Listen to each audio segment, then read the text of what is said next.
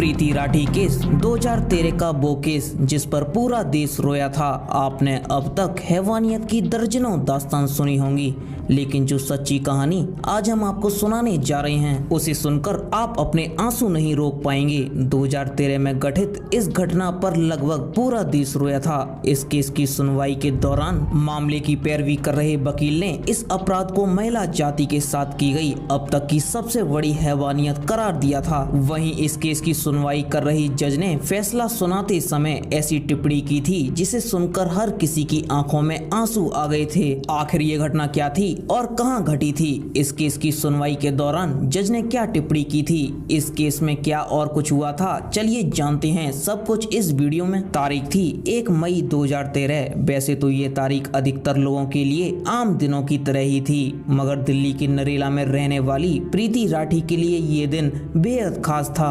आज पहली बार प्रीति दिल्ली के बाहर जा रही थी। पहली बार घर छोड़कर बाहर जाने की वजह से मन में थोड़ी घबराहट भी थी, लेकिन खुशी भी थी, क्योंकि प्रीति ने वो कारनामा किया था जिस पर उसके पूरे परिवार को नाज था। दरअसल 23 साल की प्रीति राठी ने दिल्ली से ही नर्सिंग की पढ़ाई की थी। पढ़ाई पूरी करने के बाद वो मिलिट्री हॉस्पिटल में नर्स बनना चाहती थी। इसके लिए उसने तैयारी भी शुरू कर दी थी। इसी दौरान इंडियन नेवी में नर्स की वैकेंसी निकली। प्रीति राठी ने भी इस जॉब के लिए अप्लाई कर दिया और एग्जाम में शामिल हुई और सफल भी हुई। प्रीति नेवी में बतौर नर्सिंग ऑफिसर सेलेक्ट कर ली गई। अब सभी कागजी कार्रवाई पूरी हो चुकी थी और अब प्रीति को मुंबई के कोलाबा में स्थित नौसेना ऑफिस में रिपोर्ट करना था और उसे INS मुंबई में बतौर सेकंड लेफ्टिनेंट ड्यूटी ज्वाइन करनी थी। इसी वजह से प्रीति मुंबई जा रही थी। चूंकि परिवार की बेटी पहली बार दिल्ली से बाहर जा रही थी, इसलिए प्रीति को मुंबई तक छोड़ने पिता अमर सिंह राठी, चाचा विनोद कुमार दहिया और चाची सुनीता दहिया भी साथ में जा रहे थे। इन सभी को गरीब रथ एक्सप्रेस से मुंबई के बांद्रा स्टेशन पर पहुंचना था। तय समय पर 1 मई 2013 को ट्रेन दिल्ली के निजामुद्दीन स्टेशन पर आकर रुक जाती है।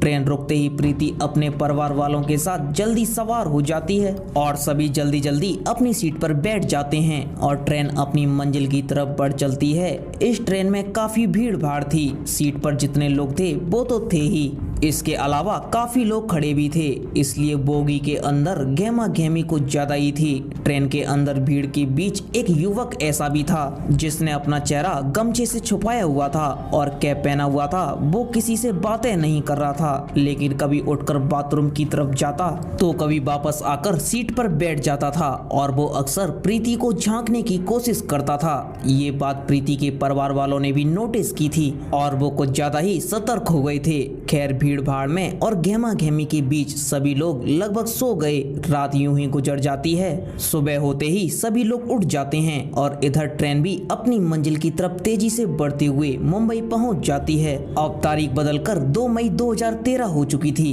प्रीति और उसके परिवार वालों को बांद्रा टर्मिनल पर उतरना था। सुबह के 8:05 पर ट्रेन बांद्रा स्टेशन पहुंच जाती है और प्रीति और उसके पिता, चाचा और चाची सभी ट्रेन से उतर जाते हैं। यहाँ से अब सभी अपनी अगली मंजिल की तरफ बढ़ना शुरू कर देते हैं। ट्रेन से उतरने के बाद प्रीति थोड़ी थकी हुई महसूस कर रही थी, इसलिए वो थोड़ा थोड़ा धीरे धीरे चल रही थी, जबकि प्रीति के पिता और उसके चाचा चाची से कुछ कदम आगे चल रहे थे। जब प्रीति ने देखा कि वो चलने में अपने पिता और चाचा चाची से काफी पीछे हो गई है, तो वो भी अपनी कदम को तेजी से बढ़ाना शुरू कर देती है ताकि वो उन लोगों के पास पहुंच सके। अभी प्रीति ने अपने कदम तेजी से बढ़ाने शुरू ही किए थे कि अचानक प्रीति महसूस करती है कि किसी ने उसके कंधे पर पीछे से छुआ है। प्रीति के कदम अचानक रुकते हैं और वो पीछे मुड़कर देखती है कि किसने उसे छुआ है। प्रीति जैसे ही अपना चेहरा पीछे करती है, उसे वही लड़का दिखता है जो गमछे से अपने चेहरे को छुपाकर उसकी बोगी में ही बैठा हुआ था और उसे लगातार देखने की कोशिश कर रहा था। उसे देखने के बाद प्रीति कुछ समझ पाती उससे पहले ही वो नकाबपोश लड़का एक डब्बा निकालता है और उस डिब्बे में से प्रीति के चेहरे की तरफ फेंकता है। जैसे ही वो फेंकी गई चीज प्रीति के चेहरे पर पड़ती है। प्रीति अचानक दहाड़े मारकर चिल्लाना शुरू कर देती है। प्रीति की आवाज सुनकर उसके पिता और उसके चाचा चाची दौड़कर उसके पास आते हैं। दूसरे पैसेंजर भी प्रीति के आसपास जमा हो जाते हैं। प्रीति की हालत को देखकर लोगों को समझ आ जाता है कि दरअसल किसी ने उसके चेहरे पर फेंक दिया है। प्रीति के पिता और चाचा चाची जैसे ही प्रीति को संभालने की कोशिश करते हैं। एसिड के कुछ छींटे प्रीति के कपड़ों से उनके हाथों पर भी लगते हैं और उन लोगों के हाथों में भी जलन शुरू हो जाती है। फिर भी वो सभी अपने दर्द को भुलाकर प्रीति को संभालने में लग जाते हैं। प्रीति के पिता और चाचा तुरंत उसे उठाते हैं और तुरंत स्टेशन मास्टर के ऑफिस में लेकर चले जाते हैं, क्योंकि प्रीति काफी तकलीफ में थी और जख्म काफी गहरा लग रहा था। इसलिए रेलवे अधिकारी तुरंत प्रीति को दूसरे अस्पताल भेजने की तैयारी शुरू कर देते हैं। स्टेशन से सभी घायलों और प्रीति को भाभा हॉस्पिटल के लिए भेज दिया जाता है, लेकिन प्रीति की हालत बहुत ज्यादा गंभीर थी, इसलिए उसे भाभा हॉस्पिटल के बजाय पास के ही गुरु नानक हॉस्पिटल में ही भर्ती करवाया जाता है।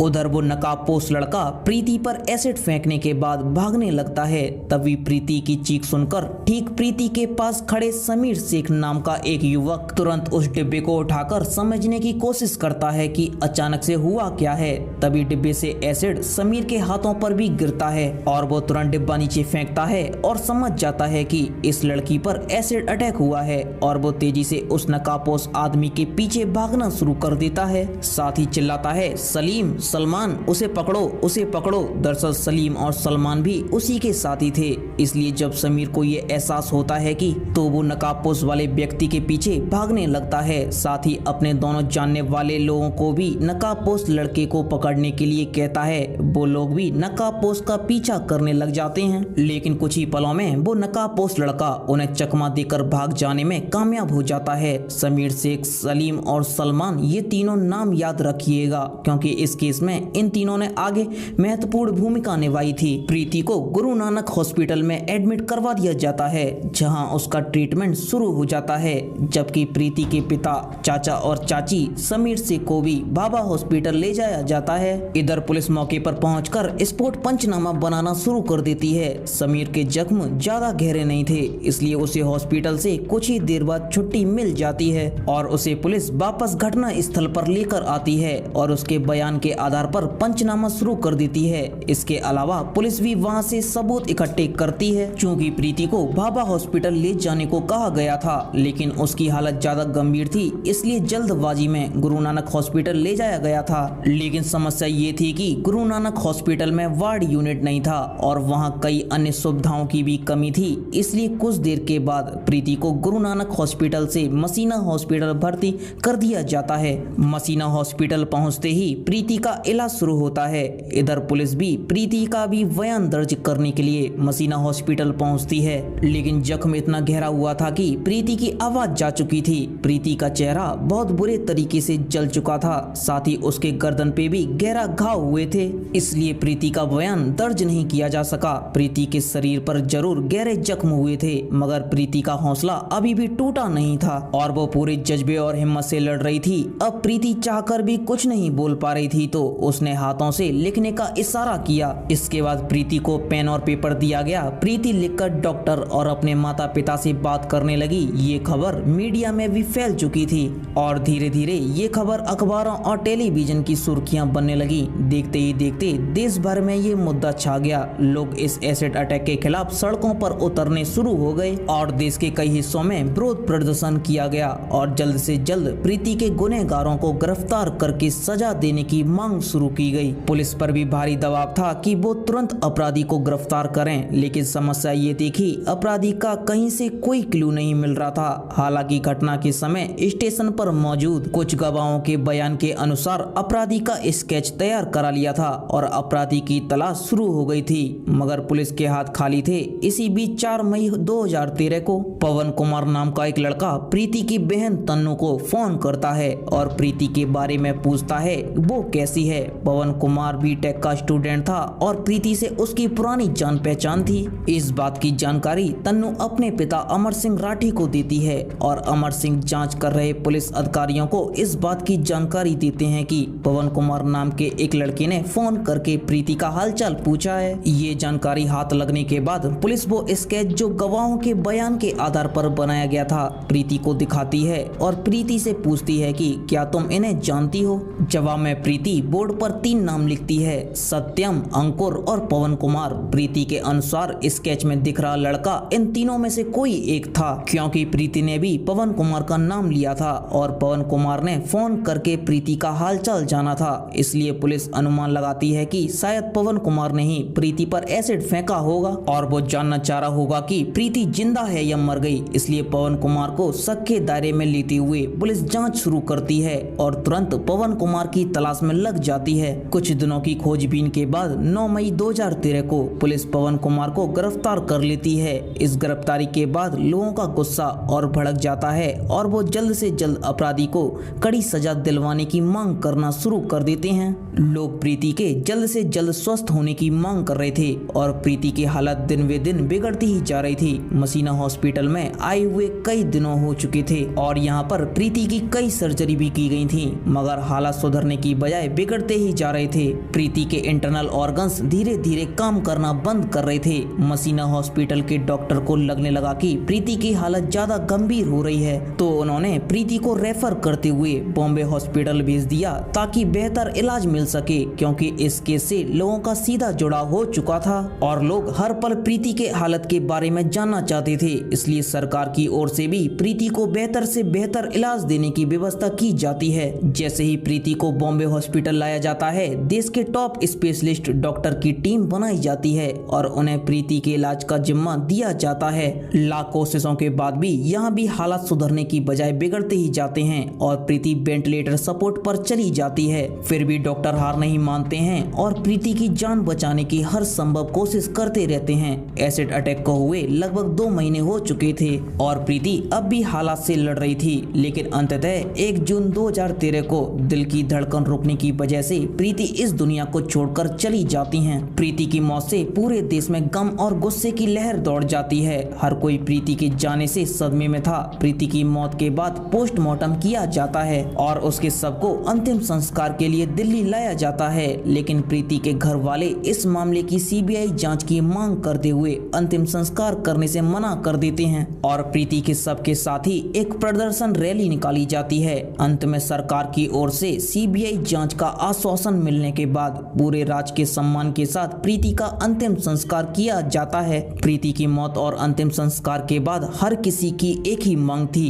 जल्द से जल्द प्रीति के कातिलों को कड़ी से कड़ी सजा दिलवाई जाए। पुलिस ने भी पवन कुमार नाम के एक लड़के को गिरफ्तार कर लिया था, लेकिन समस्या ये थी कि पवन कुमार के खिलाफ किसी भी तरह का कोई सबूत मिल ही नहीं रहा था। रेलवे पुलिस भी अब तक पवन कुमार के खिलाफ कोई सबूत नहीं ढूंढ पाई थी। इसी बीच प्रीति के पिता अमर सिंह राठी अपने स्तर से पता लगवाते हैं तो ये बात सामने आती है कि 2 मई 2013 यानी घटना वाले दिन पवन कुमार मुंबई में था ही नहीं, बल्कि वो तो रोहतक में था। बाद में पुलिस भी पवन कुमार के फोन का लोकेशन निकलवाती है तो पता चलता है कि घटना वाले दिन पवन कुमार सच में रोहतक में था। पुलिस के बजाय प्रीति के पिता के द्वारा ये पता लगाना कि पवन कुमार उस दिन रोहतक में था, पुलिस की बड़ी नाकामी थी और ये इस बात का भी संकेत था कि पुलिस इस घटना की जांच सही तरीके से नहीं कर पा रही है। इसलिए प्रीति के पिता कोर्ट में एक रिट पिटीशन फाइल करते हैं और सीआईडी मुंबई से जांच की मांग करते हैं। कोर्ट ये बात मान लेता है और मामले की जांच सीआईडी मुंबई को दे दी जाती है। केस हाथ में आते ही सीआईडी मुंबई जांच के सिलसिले में सबसे पहले प्रीति राठी के घर जाती है और कुछ जानकारी जुटाना शुरू कर देती है। सीआईडी के कुछ अधिकारी प्रीति के कुछ नजदीकी रिश्तेदारों से पूछताछ करते हैं। रिश्तेदारों से पूछताछ के दौरान एक रिश्तेदार पुलिस वालों को बताती है कि पड़ोस में ही रहने वाला अंकुर पवार नाम का एक लड़का प्रीति से एक तरफा प्यार करता था। उसने प्रीति को प्रपोज भी किया था, लेकिन प्रीति ने साफ मना कर दिया था। इसके अलावा अंकुर पवार प्रीति से ही शादी करने की जिद कर रहा था, लेकिन प्रीति ने इस प्रस्ताव को भी ठुकरा दिया था। प्रीति के एक रिश्तेदार के मुताबिक इसी के बाद अंकुर ने प्रीति को अंजाम भुगतने की धमकी भी दी थी। पुलिस के लिए ये एक बड़ा क्लू था। पुलिस तुरंत अंकुर का पता लगाती है और उसे पूछताछ के लिए बुलाया जाता है। पुलिस अंकुर से पूछती है कि 1 मई 2013 को तुम कहाँ थे, तो इस पर अंकुर ठीक तरह से जवाब नहीं देता है और तुरंत अपना बयान बदलने लगता है। इसके अलावा पुलिस को ये भी नजर आता है कि अंकुर के दोनों हाथों पर जख्म के निशान थे। ये जख्म वैसे ही थे जैसा कि एसिड से जलने पर होता है। अंकुर द्वारा बार बार बयान बदले जाने और अंकुर के हाथों पर जख्म के निशान देखने पर पुलिस का शक और गहरा हो जाता है और वो अंकुर को पूछताछ के लिए 17 जनवरी 2014 को मुंबई लेकर आ जाती है। मुंबई लाकर उससे कुछ और पूछताछ की जाती है और कुछ समय की पूछताछ में ही ये साफ हो जाता है कि एसिड फेंकने वाला कोई और नहीं बल्कि यही अंकुर पवार था। पुलिस अंकुर को तुरंत गिरफ्तार कर लेती है और उसके मेडिकल एग्जामिनेशन के लिए जेजे हॉस्पिटल भेज देती है। हॉस्पिटल से आने के बाद पुलिस अंकुर से पूछताछ शुरू करती है और पूछताछ में अंकुर ये बताता भी है कि दरअसल वो प्रीति को पसंद करता था और उससे ही शादी करना चाहता था, लेकिन प्रीति ने मना कर दिया था। इससे वो काफी चिढ़ा हुआ था। इधर प्रीति ने इंडियन नेवी में भी नौकरी हासिल कर ली थी, जबकि अंकुर बेरोजगार बैठा हुआ था। इस कारण अंकुर के घर वाले उसे ताना देने लगे थे। इससे भी अंकुर को प्रीति से काफी जलन होने लगी थी। इसी के बाद अंकुर ने ये तय कर लिया कि वो प्रीति को सबक सिखाएगा। प्रीति ने नेवी में नौकरी हासिल की है। इस बात की जानकारी आसपास के लोगों को भी लग चुकी थी और लोग ये भी जान चुके थे कि 1 मई को प्रीति मुंबई जाएगी। अंकुर को भी इस बात की जानकारी हो चुकी थी, इसलिए वो ट्रेन में सवार हुआ था। अंकुर ट्रेन में प्रीति के ऊपर एसिड फेंकना चाहता था, लेकिन ट्रेन के अंदर भीड़ भाड़ काफी ज्यादा थी और ऊपर से अंकुर ट्रेन में प्रीति को लगातार घूर रहा था। इस कारण उसके माता पिता कुछ ज्यादा ही सतर्क हो गए थे, इसलिए ट्रेन के अंदर अंकुर को प्रीति के ऊपर एसिड फेंकने का मौका ही नहीं मिल पाया। वैसे सुबह के 4 बजे अंकुर ट्रेन की टॉयलेट के पास जाकर भी खड़ा हुआ था कि अगर अब प्रीति यहाँ आएगी तो वो यहीं पर एसिड फेंक देगा,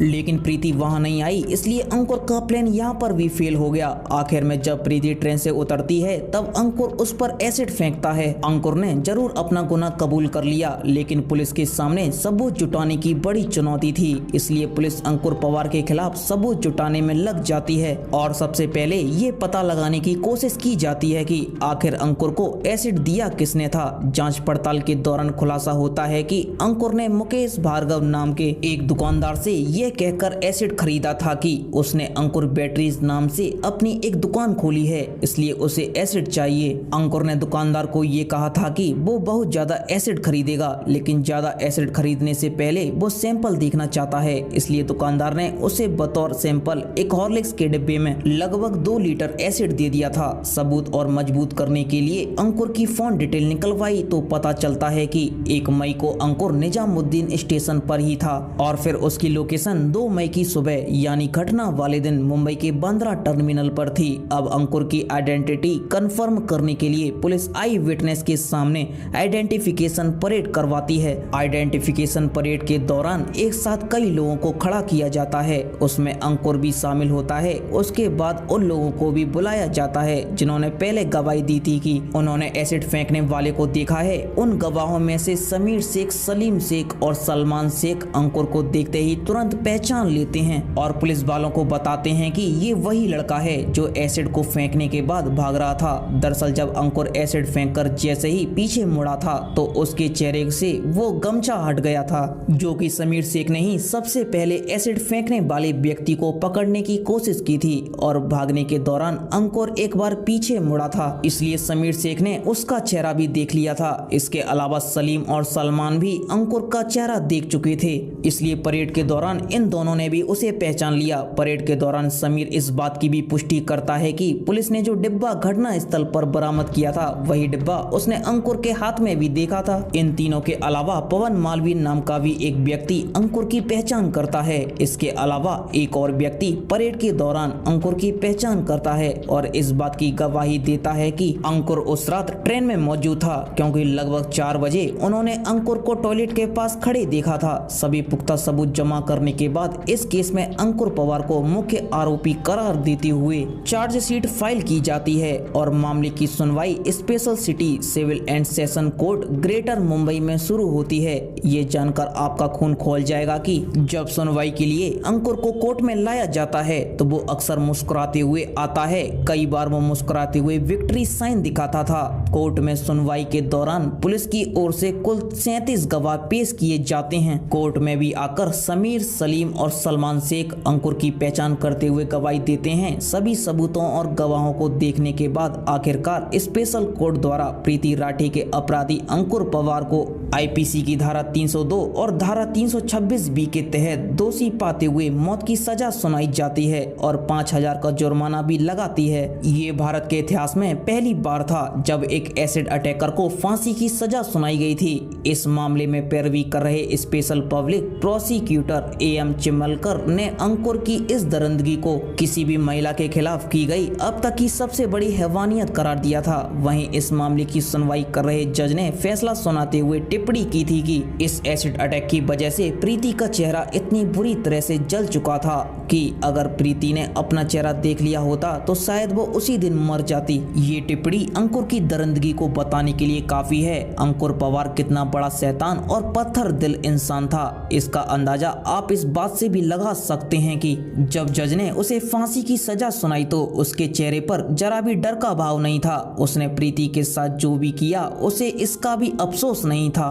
वो कोर्ट में बड़ी बेशर्मी से मुस्कुरा रहा था। उसकी ये क्रूर हंसी प्रीति के परिवार वालों के जख्म पर नमक जैसी थी। मुंबई सेशन कोर्ट से भले ही अंकुर को फांसी की सजा मिल गई, मगर अंकुर ने बॉम्बे हाई कोर्ट में इस फैसले के खिलाफ अपील कर दी।